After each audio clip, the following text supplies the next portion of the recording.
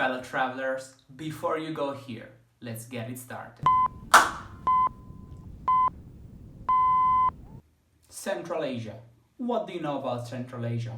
I bet it isn't much, but actually it's the size of Europe. And that's why today we're gonna look into the biggest country there, Kazakhstan.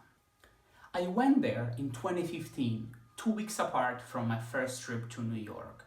And I'm gonna be honest with you, I preferred it to the Big Apple. When I was in New York, I went to Central Park, the Empire State Building, Times Square, all of the top attractions. But having grown up in the West and having seen all of the Hollywood movies and TV series, I felt like I knew what was behind the corner.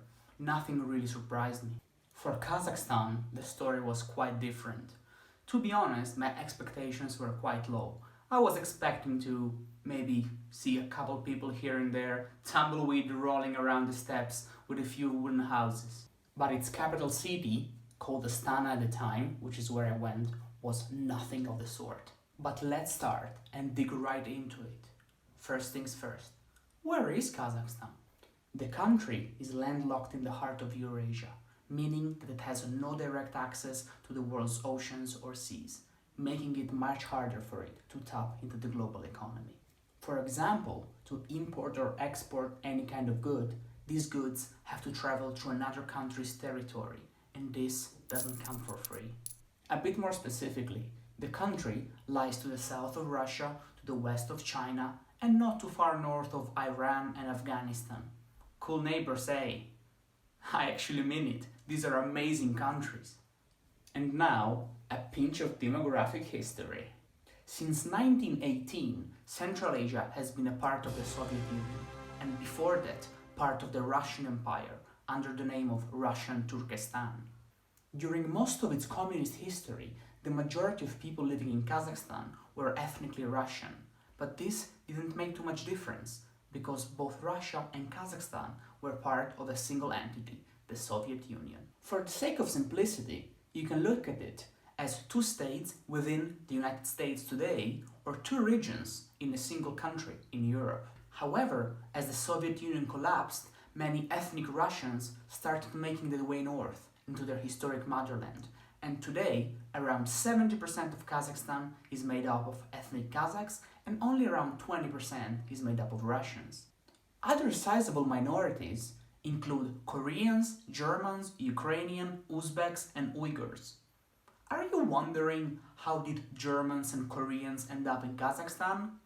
Well, it's thanks to this guy. And eventually, let's dig into politics. Ever since its independence in 1991, Kazakhstan has pretty much been a one-man rule. And even though today there is a different guy in power, officially, the name to hold in mind remains Nursultan Abishevich Nazarbayev. He was the head of the Kazakh Communist Party within the USSR. And ever since, he won consecutive elections with 81, 91, 95, and 98% of the vote. Incredible! Actually, this is not credible, or at least if you live in a Western-style democracy. To gain further legitimacy with its people and to balance its relations with neighbors, remember, good relations with its neighbors are crucial for Kazakhstan's well-being due to its geographic location. A strategy used by the political elites was to involve Kazakhstan in a series of international organizations, both global and regional. Obviously, Kazakhstan is a member of the United Nations, where actually it held a non-permanent seat in the Security Council in 2017 and 2018. This is a first time for a Central Asian country. However, two less known, but equally if not more important international organizations for the country's international relations are the Eurasian Economic Union and the Shanghai Cooperation Organization. The Eurasian Economic Union is a regional organization modeled after the European Union, and it offers visa-free travel to its citizens to Russia, Kyrgyzstan, Belarus, and obviously Kazakhstan. While for its businesses, it offers a single market encouraging free trade in goods and services. Also, plans for a single currency exist. The second grouping I want to talk about, since the rise of China has become the most important source of reordering for the region, is the Shanghai Cooperation Organization. The organization was officially established in 2001 and today it accounts for nearly half of the global population, after India and Pakistan joined its ranks in 2017 in a meeting that took place right here in Astana. The organization sponsors a variety of initiatives in military, economic and cultural cooperation. However, the most consequential ones take place in the realm of security. In fact, more than 600 terrorist plots have been foiled thanks to the use of its structures, and today the countries cooperate also in the cyber and information warfare realms. The last topic I want to unbundle is where does the country get its money from? As we said, that trading goods is no easy task for a landlocked nation. Well, the answer can be found in the ground, and no, it's not a vegetable trade, it's oil. And for as much as there is talk about green energy, everybody wants their oil.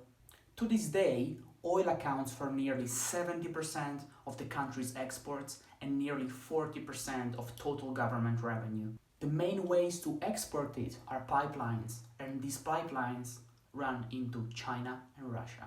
However, the big oil money mostly end up in the pockets of well-connected elites, and the regular citizens don't enjoy many of the benefits. But if a plus can be found, looking at it from a purely touristical standpoint, the country remains really cheap, with a bus ticket or a metro ride costing only around 20 cents. In conclusion, Kazakhstan is a fascinating country located in a very remote area of the planet.